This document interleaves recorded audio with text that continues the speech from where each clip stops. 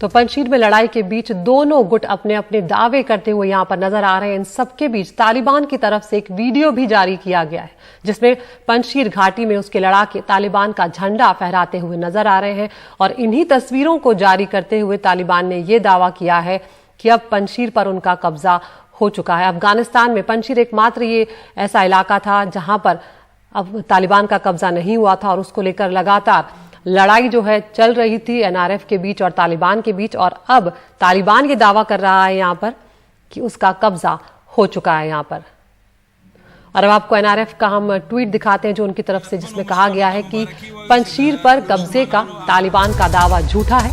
लड़ाई को जारी रखने के लिए एनआरएफ फोर्स घाटी की सभी रणनीतिक जगहों पर तैनात है। हम अफगानिस्तान के लोगों को ये विश्वास दिलाते हैं कि तालिबान और उसके सहयोगियों के खिलाफ संघर्ष न्याय और आजादी मिलने तक जारी रहेगा।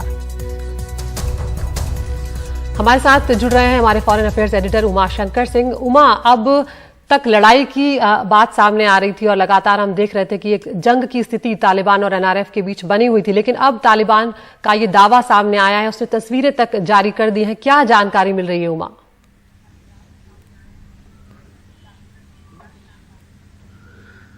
जी देखिए, जो तस्वीर और जो वीडियो जारी किए गए हैं वो बजारक, जो कि पंजशीर प्रोविंस का जो कैपिटल है, वहां के जो गवर्नर हाउस का है, गवर्नर दफ्तर का है, वहां की ये तस्वीर बताई गई है तालिबान की तरफ से। और इसको जारी करते हुए ये दावा किया गया है कि पूरी तरह से अब पंजशीर वैली जो है वो उसके कब्जे में है। जहां तक लड़ाई की बात थी तो कई दिनों से तालिबान ने वहां घेरा डाला हुआ था और लगातार इस बात की तस्दीक जो है वो नेशनल रेसिस्टेंस फोर्स की तरफ से भी किया जा रहा था। और आपको याद होगा कि 2 दिन पहले भी जिस तरह से अमरुल्लाह सालेह के दफ्तर ने एक बयान जारी कर अपील की थी दुनिया के देशों से, खासतौर पर यूएन से, रेड क्रॉस से, कि जो मानवीय मदद है वो भेजी जाए, क्योंकि एक बड़े नरसंहार की जो तैयारी है वो तालिबान ने कर रखी है। खैर, अब जो जानकारी आ रही है वो यही कि तालिबान की तरफ से दावा कर दिया गया है कि जो पंजशीर है उस पे उसका विजय हो चुका है। और अब से थोड़ी देर के बाद, तकरीबन 1 घंटे बाद जो हमें जानकारी मिली है, जो जबीबुल्लाह मुजाहिद है जिन्होंने ट्वीट के जरिए जानकारी दी, वो एक प्रेस कॉन्फ्रेंस भी करने जा रहे हैं।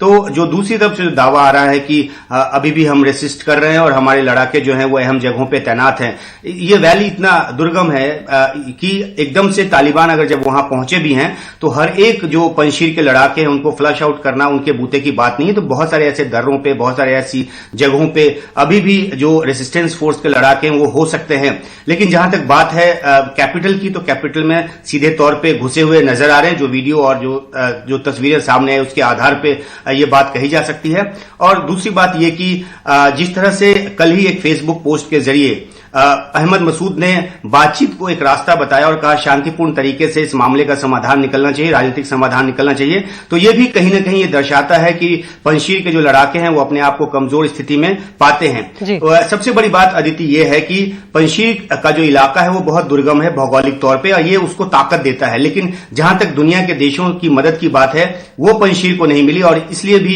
ये अब कहा जा रहा है और तालिबान की तरफ से दावा किया जा रहा है कि पंजशीर पे उनका कब्जा हो गया है। अदिति जी, उमा, यहाँ पर ये भी जानना महत्वपूर्ण होगा क्योंकि ये खबरें भी आई कि पाक एयरफोर्स जो है वो ड्रोन और हेलीकॉप्टर से हमले कर रही है और संघर्ष के बीच जो अहमद मसूद है उन्होंने तालिबान से बातचीत की पेशकश भी की थी। क्या अब वो सब बातें जो है वो पीछे छूट गई हैं?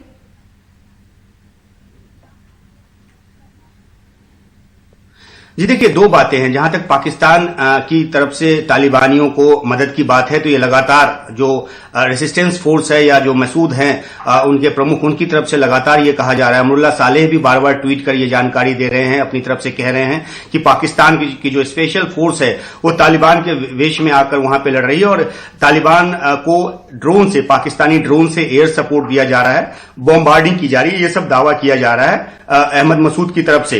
तो जाहिर सी बात है कि जिस तरह से तालिबान और पाकिस्तान के बीच एक नेक्सस रहा है और तालिबान जबकि पूरे अफगानिस्तान पे कब्जा कर चुका है, पंजशीर वैली को जीतना उसने एक तरह से प्रतिष्ठा का प्रश्न बना लिया था। तो ऐसे में पाकिस्तान का सपोर्ट मिलना कोई ऐसी बात नहीं है जो ढकी छिपी बात हो। एक अहम बात जो आपने पूछी वो ये कि जो बातचीत का रास्ता है वो आगे का क्या होगा। अब बातचीत के लिए तालिबान तैयार होगा नहीं क्योंकि उसका अपर हैंड है और जहां तक जो काबुल में जो नई सरकार तालिबान की बनने वाली है उसके अपनी जटिलताएं हैं, अपनी खींचतान है, वो चल रही है जिसकी वजह से अभी तक सरकार नहीं बनी है। लेकिन अब रेसिस्टेंस फोर्स के किसी नुमाइंदे को उसमें कोई जगह मिलेगी इस बात की संभावना बिल्कुल ना के बराबर है। अदिति बहुत शुक्रिया उमाशंकर इस तमाम जानकारी के लिए, अपडेट के लिए। हम आपके पास आते रहेंगे क्योंकि एक बार फिर से अफगानिस्तान का जो मामला है वो तूल पकड़ता हुआ यहाँ पर नजर आ रहा है। तालिबान ने दावा किया है कि पंजशीर पर उसका कब्जा हो चुका है।